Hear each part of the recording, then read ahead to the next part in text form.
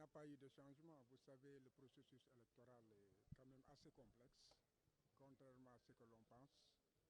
Nous sommes dans un système où rien n'est clair, où il y a toujours des pièges qui sont posés pour éliminer des citoyens alors que la loi devrait gagner à être claire pour qu'elle puisse être appliquée convenablement. Donc Aïb Dafé, lui, son rôle, c'était simplement de s'occuper des formalités administratives.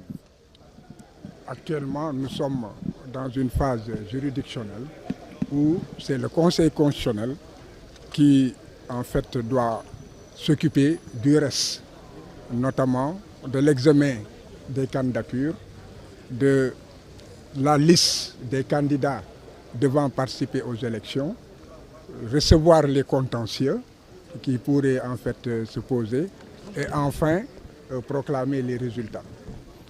Donc nous sommes dans une autre phase. Donc, il n'y a pas donc de problème à ce niveau. Le travail d'Aïb Dafé étant terminé, le relais, le président Ousmane Sonko, m'a désigné comme étant aussi bien son représentant que son mandataire. Parce que dans la loi, il y a le représentant, il y a le mandataire, et il est clairement expliqué que si le représentant n'est pas le mandataire lui-même, il doit se présenter en personne. Or, il est en détention. Et pour en fait contourner la loi, il fallait donc réunir sur la tête d'une seule personne la représentation et le mandat. Alors, le président de la commission a indiqué tout à l'heure dans son discours que les dossiers incomplets ne seront pas pris en compte dans le cadre du contrôle de parrainage, même s'ils sont pris en compte dans le cadre quand même de... Comment comprenez-vous cette décision? Bon, vous savez, en ce qui nous concerne, nous avons satisfait à toutes les exigences de la loi. Et nous avons déposé un dossier complet et en béton. Donc je pense que nous ne sommes pas concernés par ce qui a été dit. Une autre question? La quatrième position de François, ça a quelque chose de bon? Vous savez, il faudrait d'abord que l'opinion soit informée sur le fait que la candidature du Ousmane Sonko est portée par une coalition de partis. Il y a le Front National, il y a ensuite l'Union des forces patriotiques, il y a enfin excusez-moi, il y a un troisième, c'est le cadre de réflexion pour un développement intégral. Et Ousmane Sonko a été le premier à désigner un mandataire et à déposer la déclaration, n'est-ce pas, exigée par la loi. Par ailleurs, c'était le 11 décembre. Il a été aussi le premier à déposer son dossier de candidature le 12 décembre. Donc, il porte le numéro 1 dans la candidature à la candidature. Donc, il est important qu'on le sache, n'est-ce pas? Et nous pensons que les turpitudes de l'administration, les obstacles de l'administration ne font pas la loi.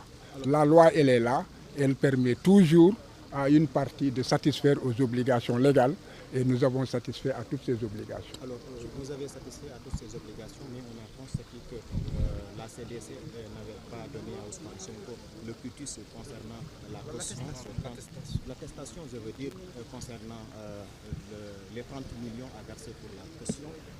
Il n'avait pas non plus de fiche de parrainage. Qu'est-ce que vous allez déposer à la place de ces documents? Bon, d'abord, ce n'est pas exact lorsqu'on dit qu'il n'a pas déposé de fiche de parrainage. Je n'ai pas dit ça. D'accord. Vous étiez parti retirer la fiche de parrainage, mais la Direction générale des élections n'avait pas accepté. Comment est-ce que vous avez fait pour enfin déposer ces parrainages? Vous allez visiter la Constitution, visiter les décrets, les arrêtés. Vous verrez que ce qui est demandé à l'administration, c'est de délivrer un modèle de fiche de parrainage. Le modèle vous a été délivré? Nous avons déposé un modèle conforme à la loi et conforme qui a toutes les mentions, n'est-ce pas, exigées par les fiches qui sont délivrées par, comment dirais-je, la Direction générale des élections. c'est un premier point. Le deuxième point aussi, nous avons satisfait à une jurisprudence du Conseil constitutionnel pour pouvoir déposer notre dossier concernant la caution. Donc, retenez que nous avons un dossier en béton.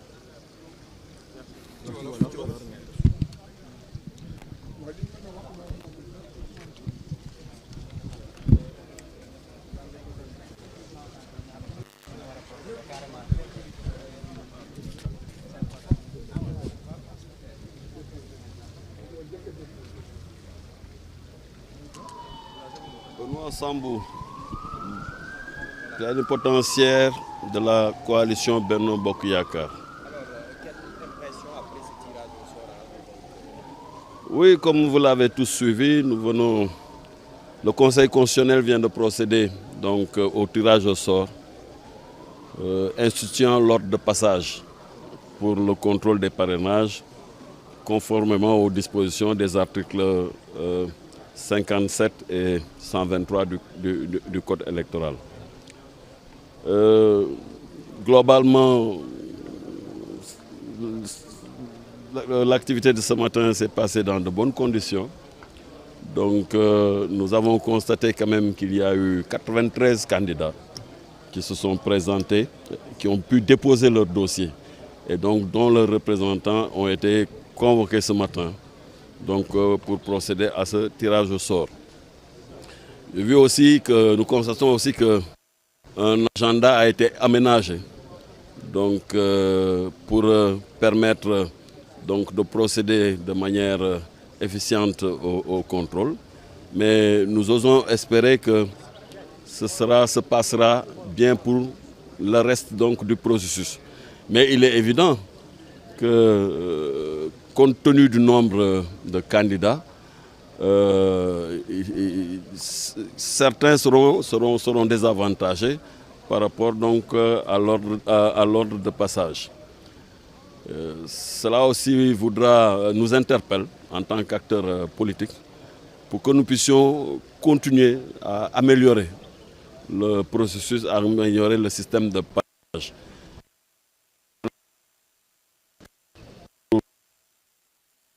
Un filtre